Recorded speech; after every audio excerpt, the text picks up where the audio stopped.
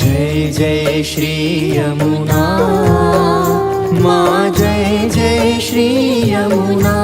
અને જ્યાં સાંભળ્યું કે યમુનાજી મારી ટહેલ કરે, ચોધાર આંસુએ કિશોરીબાઈ રોવા લાગ્યા, મારો આ દુષ્ટ દેહ અને આવા દેહ પાછળ મેં યમુનાજીને શ્રમ કરાવ્યો. અને ત્યાં ભાવ પ્રકાશમાં તો ઘણું બધું વિસ્તારથી ઉલ્લેખ આવ્યો અને કહેવાય છે કે ત્યાં યમુનાજીની કૃપા એવી થઈ કે ત્યાં અપ્સરી આજ્ઞા કરી કે આ યમુનાજીની કૃપાથી આજ કિશોરીબાઈ શ્રી ગોકુલનાથજીના વહુજી રૂપે પ્રગટ થશે. ત્યાં સુધીની આજ્ઞા થઈ. તો શ્રી યમુનાજી સબન કો સુખ દેન, દુઃખ સબન કે હરન. શ્રી કિશોરીબાઈ નું દુઃખ દૂર કર્યો અને કેવી કૃપા કિશોરીબાઈ પર થઈ, નૂતન દેહ મળ્યો અને ગુસાઈજીની કૃપાથી તો રાસલીલાનો અનુભવ થયો છે. વાર્તામાં તો અનેક પ્રસંગો છે. અતિહિ સુખ કરન દુઃખ સબન કે હરન. જે આપની શરણે જાય એના દુઃખોને આપ હરતા છો. અને દૈવી જીવ માટે સૌથી મોટું દુઃખ કોઈ હોય તો એ પ્રભુથી દૂર થવું, એ જ દુઃખ છે. દૈવી જીવોને ભગવત સેવા ન મળવી, એ જ દુઃખ છે. ગોવર્ધન વાસી સાંવરે લાલ, તુમ બિન રહ્યો ન જાય. ચતુર્બુદાસજીને જે વિરહ થયો, જે તાપ થયો, ગુસાઈજીને જે વિરહ થયો ચંદ્ર સરોવર પર, દૈવી જીવો માટે દુઃખ કયું છે? લૌકિક છૂટે ને એને તો દૈવી જીવો કૃપા માને છે. ચલો લૌકિક ગયું. લોકે સ્વાસ્યમ તથા વેદે હરિસ્તુ ન કરીષ્યતિ. સ્વયં મહાપ્રભુજી પણ આજ્ઞા કરે છે, લૌકિક ઠાકોરજી કરતા નથી. કારણ કે લૌકિક જો કરી દેશે તો જીવનું ચિત્ત લૌકિકમાં જતું રહેશે. હા, એનો અર્થ એ નથી થતો કે સંસાર પ્રતિકૂળ થઈ જશે, ના. શ્રી યમુનાજી કૃપા કરીને સંસારમાં પદાર્થો આપશે. જ્યારે સર્વોત્તમ સ્તોત્રમાં ગુસાઈજીએ ટીકા લખી અને ગોકુલનાથજીએ સર્વોત્તમ સ્તોત્ર શ્રી ગુસાઈજી પ્રગટ કર્યું અને ગોકુલનાથજીએ ટીકા લખી તો બહુ સુંદર વાત ત્યાં લખી કે શ્રી ગુસાઈજીના ચરણ કમલનું આરાધન કરવાથી સઘળા પદાર્થો જીવને મળે છે. તો ત્યાં આપણે પ્રશ્ન જગાવ્યો કે સઘળા પદાર્થો તો સાધારણ જીવોને અન્ય દેવોની ઉપાસનાથી મળી જાય છે. પુત્ર મળે, પત્ની મળે, ઘર મળે, ધન મળે. તો પછી ગુસાઈજીની કૃપાથી એ મળે અને બીજાની કૃપાથી એ મળે, એમાં ફરક શું? એમાં ભેદ શું? તો ગોકુલનાથજી સમજાવતા કહ્યું કે ફરક બહુ મોટો છે.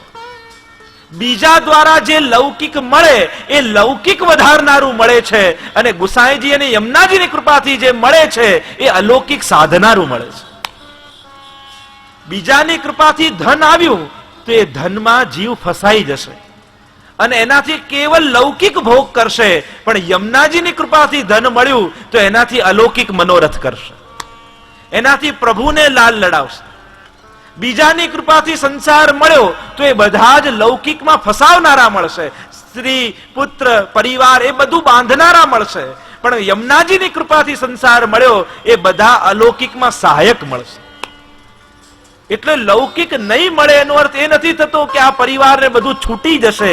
લૌકિક નહીં મળે એનો અર્થ થાય છે લૌકિકતા પ્રભુ નહીં કરવા દે, લૌકિકતા નહીં વધારે.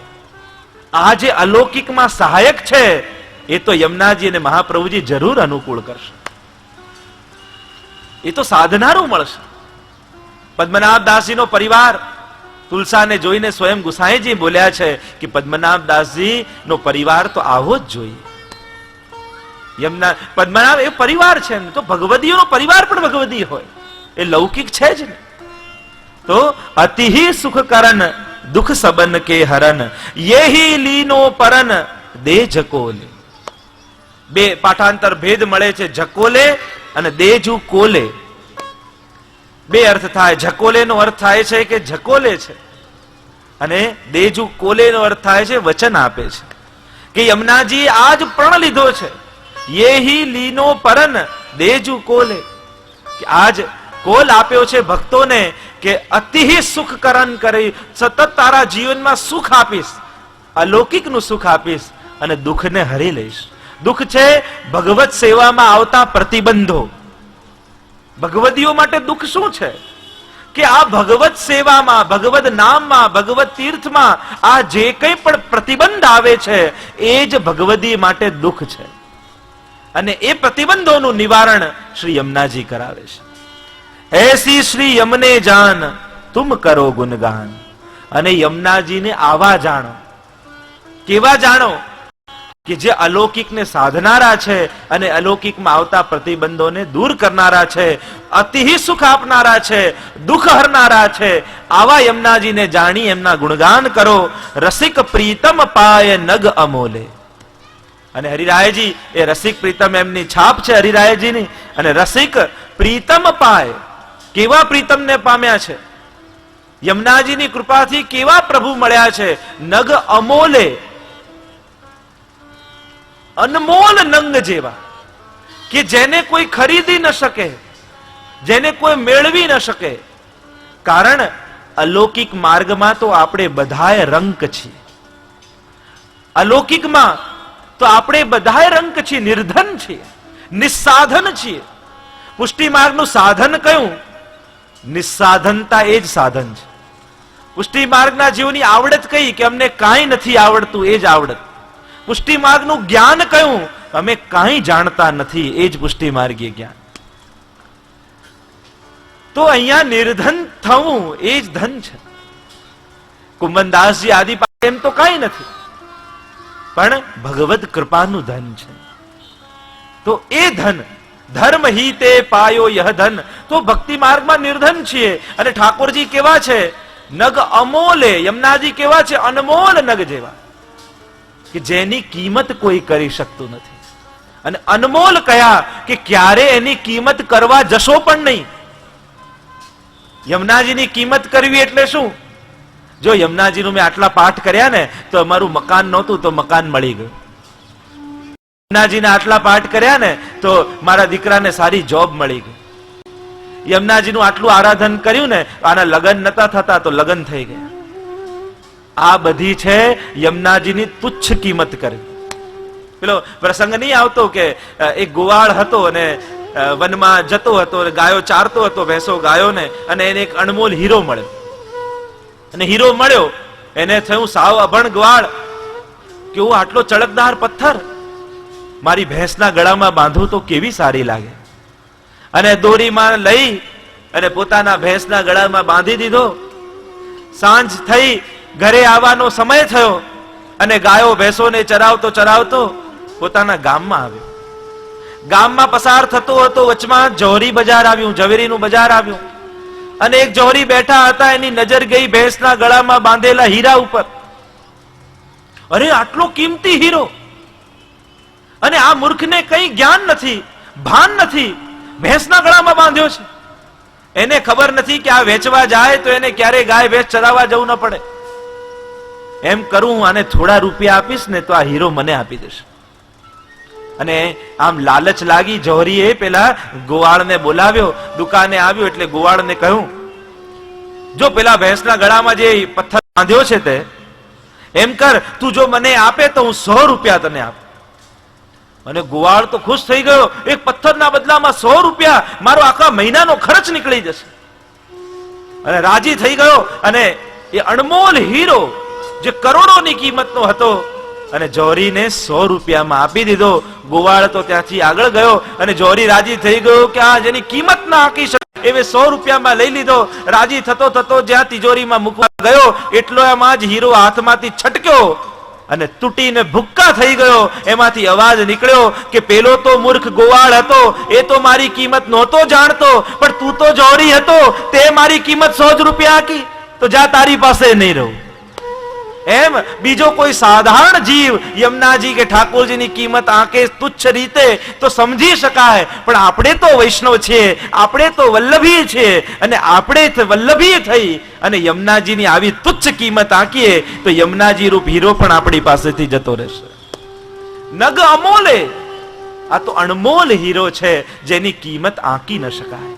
તો આમ શ્રી હરિરાય મહાપ્રભુજી પ્રથમ પદમાં શ્રી ઠાકોરજી અને યમુનાજીના વિહારનું વર્ણન કરી વિરામ કરે.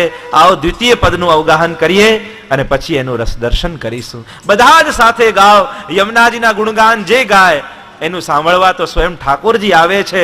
તો બધાના મુખમાં તમારી પાસે 41 પદની પુસ્તિકા છે, અહીંયાથી ગાવામાં આવે, સાથે સાથે આપણે પણ અવગાહન કરીએ. તો યમુનાજી આપણા મુખારવિંદમાં પધારે તો ઠાકોરજી આપણા હૃદયમાં બિરાજે. અને એ જ વાત કહેતા શ્રી હરિરાયજી પણ અહીંયા કહે છે, શ્યામ સુખ ધામ જહાં નામ ઇનકે. તમારા મુખમાં યમુનાજી હશે તો હૃદયમાં ઠાકોરજી હશે, એ નિશ્ચિત વાત છે. એમ કહેતા હરિરાયજી ગાન કરે. श्याम सुख धाम जहाँ नाम इनके, श्याम सुख धाम जहाँ नाम इनके, श्याम सुख धाम जहाँ नाम इनके, श्याम सुख धाम जहाँ नाम इनके.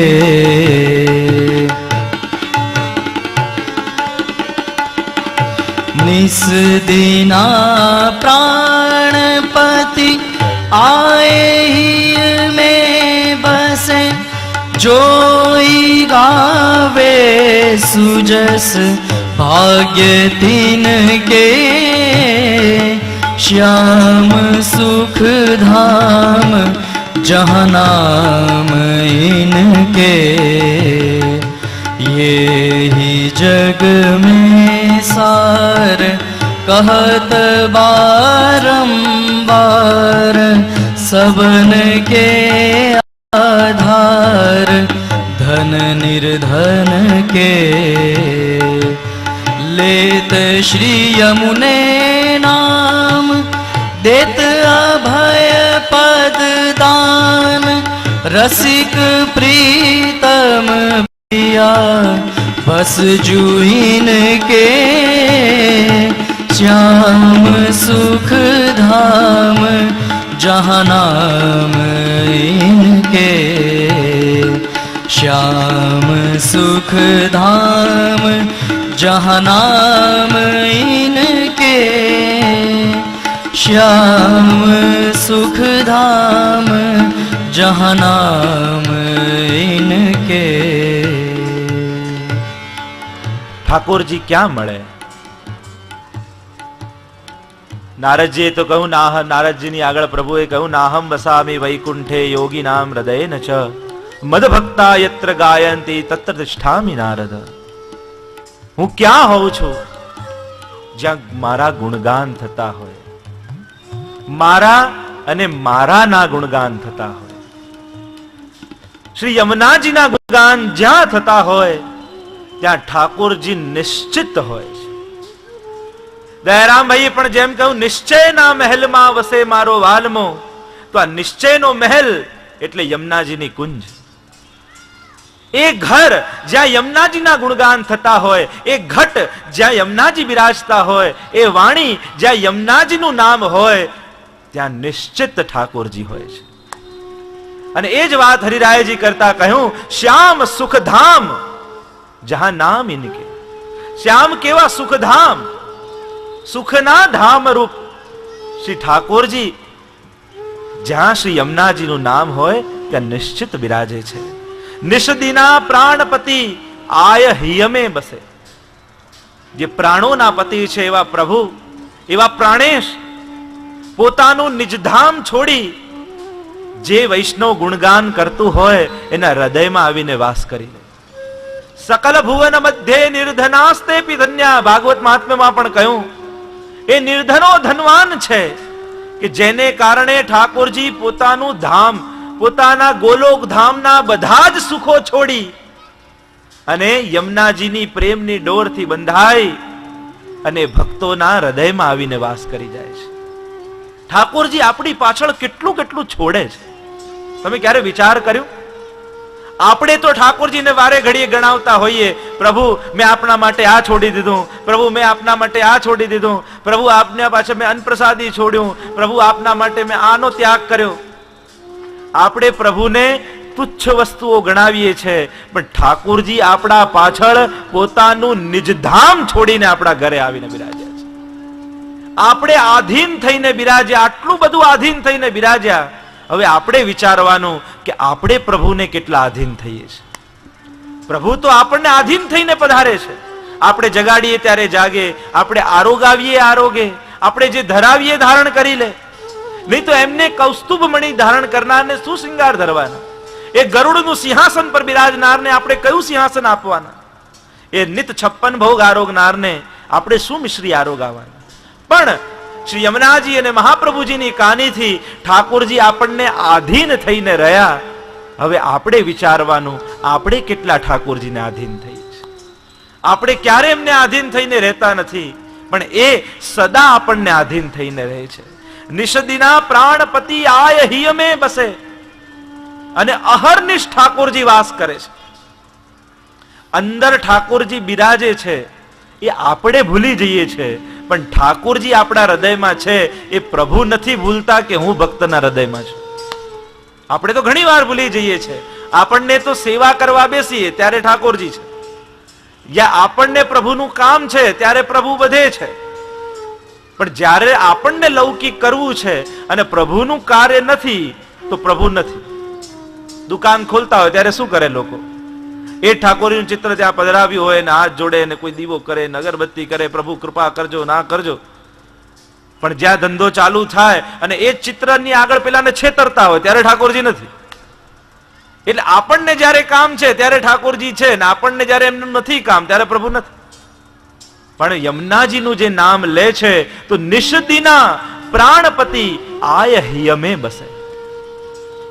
અહર્નિશ ઠાકોરજી ભક્તના હૃદયમાં વાસ કરે છે. જીવ ભલે ભૂલી જાય કે હૃદયમાં પ્રભુ છે, પણ પ્રભુ પોતાનું ધામ છોડતા નથી. પછી પ્રભુનું એ ધામ નથી રહેતું, આપણું ભક્તનું હૃદય ધામ બની જાય છે. જોઈ ગાવે સુજસ ભાગ્ય તિનકે, અને જે યમુનાજીના ગુણગાન કરી શકે એ મહાભાગ્યશાળી છે. કારણ એ પણ કહી શકે સૌભાગ્યશાળી. કેમ કહ્યું? કારણ કે યમુનાજીના ગુણગાન આ સમયમાં કરવા સહેલા નથી. કલિયુગમાં એમ કહ્યું છે કે નામ લેવા માત્રથી જીવનો ઉદ્ધાર છે. એનો એક અર્થ એમ પણ થાય કે કલિયુગમાં નામ લઈને તો બતાવો કે નામ લેવું એ અઘરું થઈ જશે. આ સહેલી વાત નથી. ખરેખર જોવા જાવ તો અઘરી વાત છે. ભાગવતમાં એમ કહ્યું કે નામ લેવા માત્રથી ઉદ્ધાર. આપણે બધા રાજી થઈ જઈએ, કલિયુગમાં કેટલું સહેલું. એ અઘરામાં અઘરું કહી દીધું કે એવો કલિયુગ આવશે કે જીવ નામે નહીં લઈ શકે, અને ઠાકોરજી એવા સરળ થશે કે નામ લેવા માત્રથી ઉદ્ધાર થશે. તો જોઈ ગાવે સુજસ ભાગ્ય તિનકે. પુષ્ટિ માર્ગમાં ભાગ્યશાળી કોણ છે? આ 7 વસ્તુ જેના જીવનમાં હોય એ વૈષ્ણવે માનવું કે હું ભાગ્યશાળી છું. જે ભગવદી, જે વૈષ્ણવ નિત્ય ભગવત સેવામાં પહોંચતો હોય તો માનવું કે ભાગ્યશાળી છે. આ સમયમાં પણ જેના હાથે નિત્ય ભગવત સેવા થઈ શકતી હોય તો એને સમજવું કે મારા પર યમુનાજીની કૃપા છે, હું ભાગ્યશાળી છું કે આ હાથે આ લૌકિક દેહથી એવા રસેશ રસો વૈશ જે યોગીઓને દુર્લભ છે એની સેવા હું કરી શકું છું. પહેલી વાત, જે નિત્ય ભગવત સેવા કરી શકતા હોય એને પોતાને ભાગ્યશાળી માનવા. બીજું, જેને નિત્ય ગુરુનું સાનિધ્ય અને વૈષ્ણવનો સંગ મળતો હોય એ ભાગ્યશાળી છે. ઘણા ઘણા એવા ગામો છે જ્યાં કોઈ પધારતું ન હોય, કોઈ વલતો તાપ કરતા હોય જીવો કે અમને ક્યારે ગુરુજનોનું સાનિધ્ય મળતું નથી, કોઈ વૈષ્ણવનો સંગ મળતો નથી. ઓસ્ટ્રેલિયામાં મારે એક વૈષ્ણવ રહે છે, બહુ વર્ષોથી એ ત્યાં છે, ત્યારે કોઈ એમને કોઈ વૈષ્ણવનો સંગ નહીં. તો કે જે કોઈ વૈષ્ણવ ન મળે તો હું શું કરું? 84-252 ની વાર્તા મને એમ થાય કે મહાપ્રભુજી વૃક્ષો નીચે બેસીને વાંચતા, પારાયણ કરતા, તો આ વૃક્ષો પણ વૈષ્ણવ છે એમ મહાપ્રભુજીએ કહ્યું છે. તો એક વૃક્ષની સામે જઈને બેસે અને ભગવદ વાર્તા વાંચે. તો આવી સ્થિતિ આજના સમયમાં જ્યાં વૈષ્ણવની હોય કે એને એવા ગામમાં રહેતા હોય જ્યાં કોઈ વૈષ્ણવનો સંગ ન મળતો હોય, ગુરુનું સાનિધ્ય ન મળતું હોય, તો બીજો ભાગ્યશાળી એ છે જેને નિત્ય ગુરુના ચરણસ્પર્શ મળે છે, સાનિધ્ય મળે છે અને વૈષ્ણવનો સંગ મળે છે. અને એટલે જ આપણે ત્યાં પ્રાચીન કાળમાં એ પરંપરા હતી કે ગુરુદેવ જ્યારે બ્રહ્મ સંબંધનું ચિત્ર આપતા તો જો ભૂતલ પર બિરાજતા હોય તો એ પોતાના ચરણારવિંદ વાળું ચિત્ર ના આપતા. એનો ક્રમ નહોતો. આ પ્રાચીન સમયમાં એવી પરંપરા હતી કે ચરણારવિંદ વાળું ચિત્ર ના આપતા. કારણ આ ચરણારવિંદ તો ભૂતલ પર બિરાજે છે અને મારે પ્રત્યક્ષ જઈને એમના ચરણારવિંદનો સ્પર્શ કરવો જોઈએ, ચિત્ર દ્વારા નહીં. અને જે ભૂતલ પર ન બિરાજતા હોય એમનું જ ચરણારવિંદ વાળું ચિત્ર આપવામાં આવતું. એવી પ્રાચીન પરંપરા હતી. તો બીજો ભાગ્યશાળી જીવ એ છે જેને નિત્ય ગુરુનું સાનિધ્ય અને વૈષ્ણવનો સંગ મળે છે. ત્રીજો ભાગ્યશાળી એ છે જેને સેવા, સ્મરણ અને ભગવદ વાર્તા કરતા લૌકિક વિચાર નથી આવતા. જેને ભગવત સેવા કરતા, સ્મરણ કરતા, ભગવદ વાર્તા કરતા ચિત્તમાં લૌકિક વિચાર ના આવતા હોય એને માનવું કે મારા પર યમુનાજીની કૃપા છે, હું ભાગ્યશાળી છું. પુષ્ટિ માર્ગની ભાગ્ય વિધાત્રી યમુનાજી છે. અહીંયા આ જે અલૌકિક સુખ આપણને મળ્યા છે એ યમુનાજી આપણા ભાગ્યમાં લખેલા છે. આ ત્રીજો ભાગ્યશાળી વ્યક્તિ. ચોથું લક્ષણ ભાગ્યશાળીનું, જેના હૃદયમાં ભગવત પ્રાપ્તિ અને ભગવત સેવા માટે સદા તાપ રહેતો હોય એ ભાગ્યશાળી જીવ છે. કારણ કે આ લૌકિક એવું છે, આપણને ભગવત પ્રાપ્તિનો તાપ થવા નથી દેતો. લૌકિક તાપો એટલા બધા થઈ જાય છે કે ભગવદ તાપ થતો જ નથી. કોણ એવો વૈષ્ણવ છે કે રાતના સૂતા સૂતા ભગવત તાપ એવો પ્રબળ થયો હોય અને આંખમાંથી અશ્રુપાત થતા થતા એનું ઓસીકું ભીનું થયું હોય? કોણ એવો ભાગ્યશાળી જીવ હોય? ભગવત તાપ થવો એ પણ સૌભાગ્યનો અવસર છે. જેને ભગવત પ્રાપ્તિ અને ભગવત સેવા માટે, ગજ્જન ધાવનને કેવો સેવા માટેનો તાપ, નવનીત પ્રિયાજી માટે બીડા લેવા માટે મોકલ્યા, બજારમાં જ મૂર્છિત થઈને પડી ગયા. કુંભનદાસજીને કેવો તાપ કીર્તન ગાવાનું, મંગળાની સેવા કીર્તનની હું ચૂકી ન જાઉં. અને ગુસાઈજીના બાળકો કુંભનદાસજીને લઈ ગયા, ક્યારે ઠાકોર શ્રીનાથજીની સન્મુખતા છોડીને ગયા નહીં બહાર. અને થયું કે લાવો અમને ગોકુલ લઈ જઈએ. અને કુંભનદાસજી આગળ ભગવદ વાર્તા કરતા કરતા અને એમને નિત્ય લીલાનું અનુસંધાન કરાવી કુંભનદાસજીને દેહ અનુસંધાનની વિસ્મૃતિ થઈ ગઈ. અને હાથ પકડીને ગુસાઈજીના બાળકો લઈ ગયા. જ્યાં યમુનાજીનો તટ આવ્યો, પ્રભાત થવા આવ્યું, સજાગ થયા, મારી મંગળાની કીર્તનની સેવા, પાછા દોડ્યા કુંભનદાસ. અને અહીંયા ઠાકોરજીને પણ એવો આગ્રહ કે મંગળાનો સમય થઈ ગયો પણ ભીતરિયા સ્નાન કરીને જાય ને વારે ઘડીએ છોવાઈ જાય. કારણ કે ઠાકોરજી જેમ ભક્તને આગ્રહ હોય છે સેવા કરવાનો, એમ ઠાકોરજીને આગ્રહ હોય છે સેવા લેવાનો.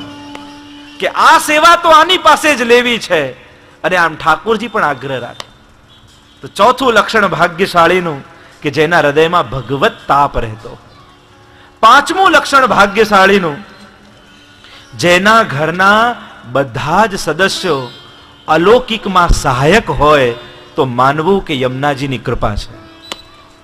એ આ સમયનો ભાગ્યશાળી જીવ છે કે ઘરના પરિવારના દરેક સદસ્યો અલૌકિકમાં સાથ આપતા હોય. કોઈ કમાવા જતું હોય તો એ ભાવના, આજે ઠાકોરજીને જો વિશેષ કમાવીશ તો વિશેષ લાભ લેડાવીશ. કોઈ સામગ્રી સિદ્ધ કરતું હોય, કોઈ શ્રૃંગાર કરતું હોય. સવાર વૈષ્ણવના ઘરની સવાર કેવી હોય?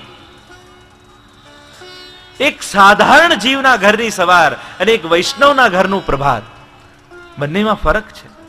વિસ્તાર નહીં કરું, પણ આ ભાગ્યશાળીનું લક્ષણ કે જેના ઘરના બધા જ લોકો અલૌકિકમાં સહાયક હોય તો માનવું મારા પર યમુનાજીની કૃપા છે, હું ભાગ્યશાળી છું.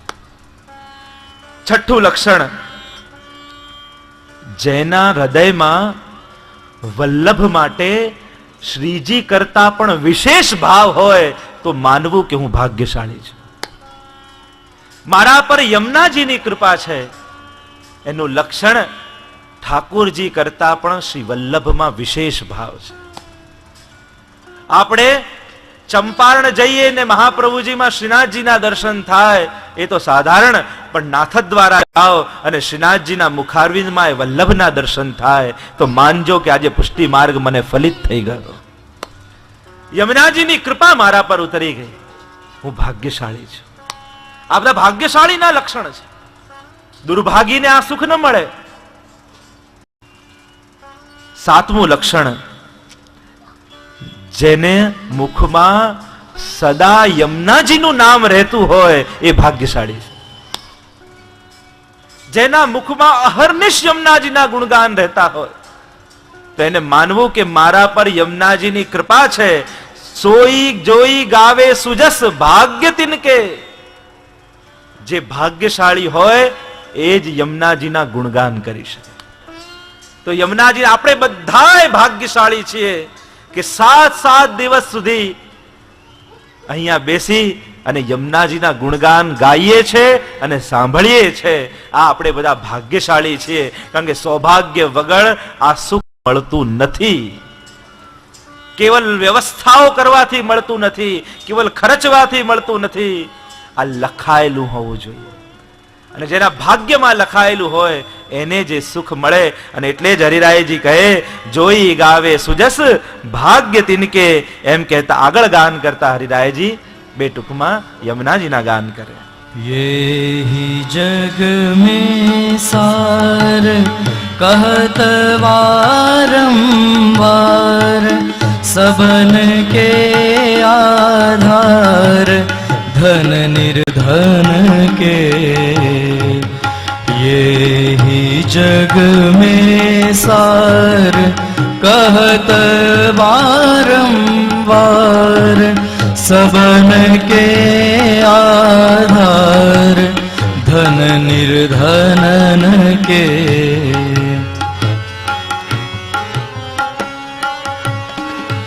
लेत श्री यमुने नाम देत भय पद दान रसिक प्रीतम पिया हस जूइन के.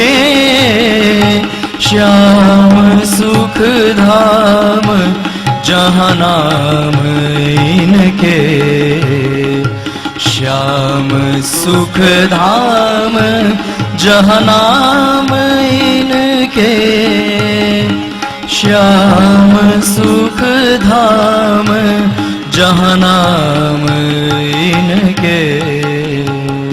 ये ही जग में सार कहत वारंवार सबन के आधार धन निर्धनन के. જગમાં આ જ સાર છે.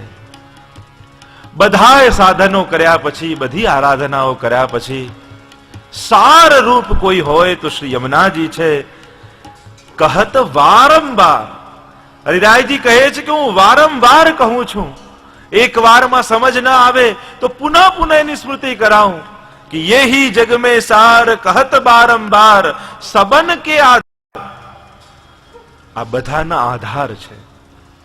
ભક્તનું હૃદય જો કમળ છે તો એને ખીલવવા માટે જલનો આધાર જોઈએ. ભાવનો આધાર રૂપ જલ એ શ્રી યમુનાજીનું જલ છે. અને સૂર્ય રૂપ શ્રી મહાપ્રભુજી છે.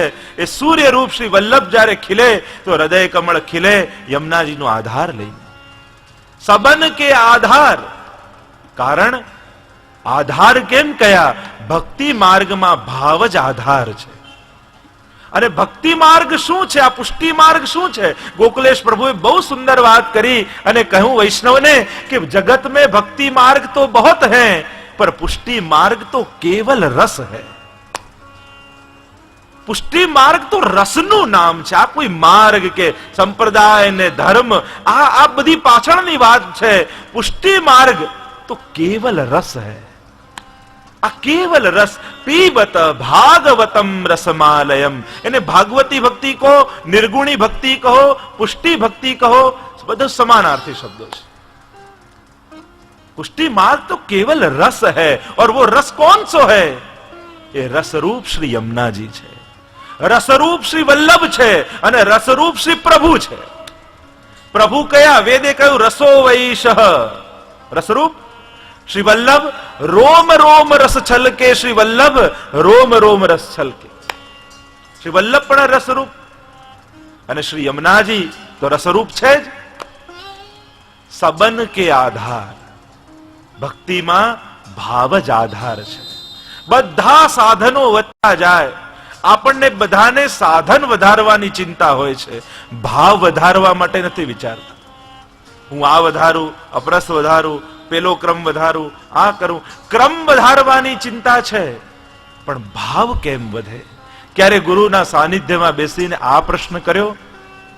ભાવ જાગતો નથી, ભાવ કેમ વધે? એનો વધવાનો ઉપાય છે. સબન કે આધાર, શ્રી યમુનાજીનું આરાધન કરો. એ ભક્તિના દાત્રી છે. એ મુકુંદ રતિવર્ધની, મુકુંદ ભગવાનમાં પ્રેમ વધારનારા શ્રી યમુનાજી છે. પુષ્ટિ માર્ગની આજ તો વિલક્ષણતા છે. અન્ય બધા માર્ગોમાં ગુરુ સાધન આપે છે, અને પુષ્ટિ માર્ગમાં તો વલ્લભ સાધન નથી આપતા, સીધું ફલ આપે છે. કારણ કે સાધન કોણ કરી શકે? આપણે બધા નિસ્સાધન જીવો છે. કારણ કે સાધન ઉપયોગમાં સમજ જોઈએ, આપણામાં તો સાધનની સમજ નથી. સબન કે આધાર, તો આધાર લેવો હોય તો યમુનાજીનો લેવો. જેમ ઇમારતનો પાયો હોય એ એનો આધાર છે. ઉપર ઇમારત ગમે તેટલી કેટલી થાય, કોઈ એન્જિનિયરને પૂછો કે આના ઉપર માળ લેવાય, તો એન્જિનિયર કહેશે પહેલા મારે પાયો જોવો પડશે.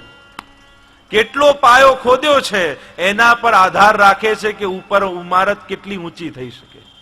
એમ જ જેણે યમુનાજીનું આરાધન કર્યું હોય વિશેષ રૂપે, એ જ સેવાનો ક્રમ વધારી શકે, અને તો જ એનો ભાવ ટકે. તો ઘણી વાર શું થાય છે, ક્રમ વધી જાય છે અને ભાવ ઉડી જાય છે.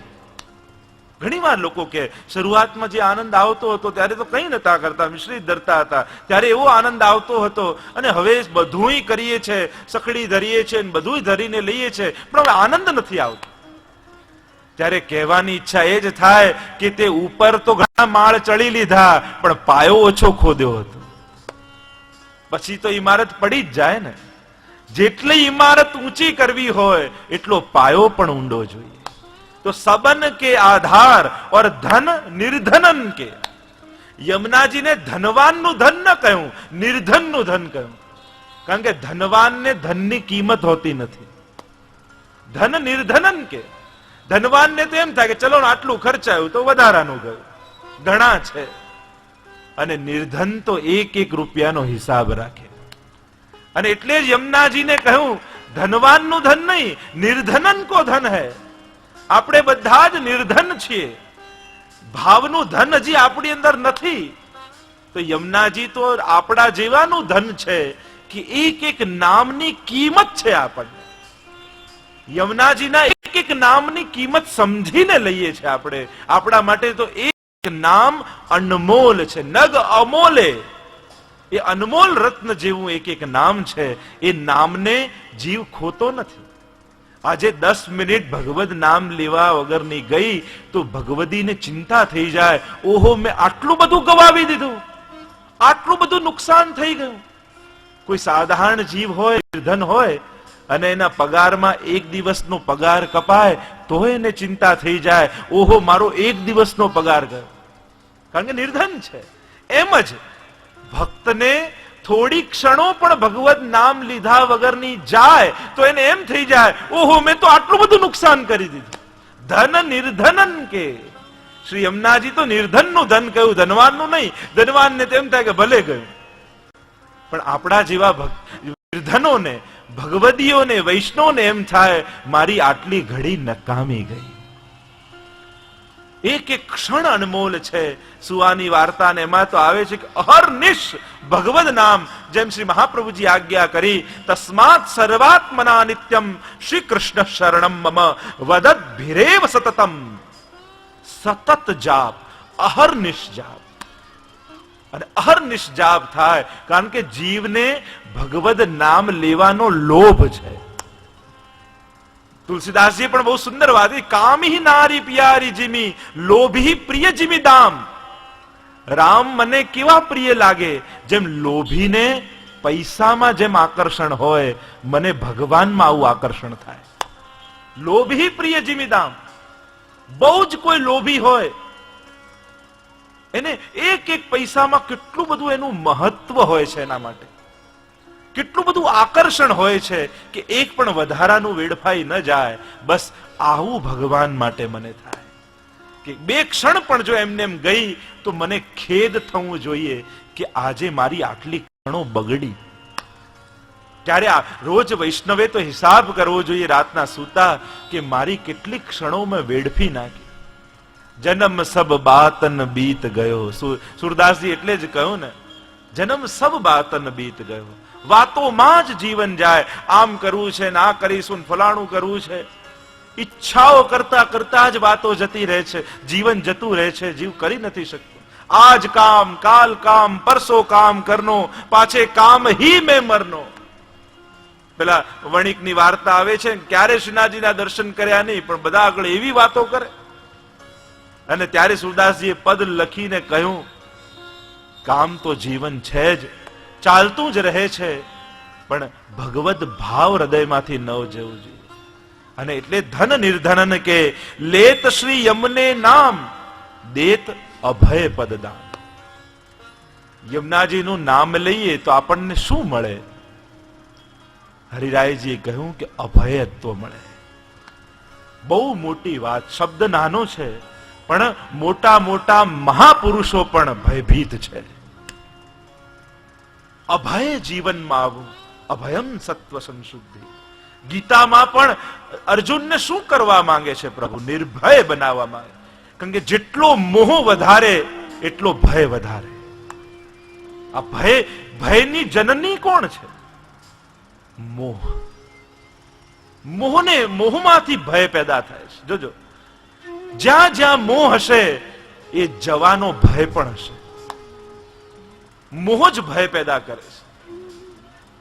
જ્યાં જ્યાં તમને મોહ હશે એ તરત તમને એની સાથે, સુખની સાથે ભય આવશે કે ક્યાંક જતું રહેશે.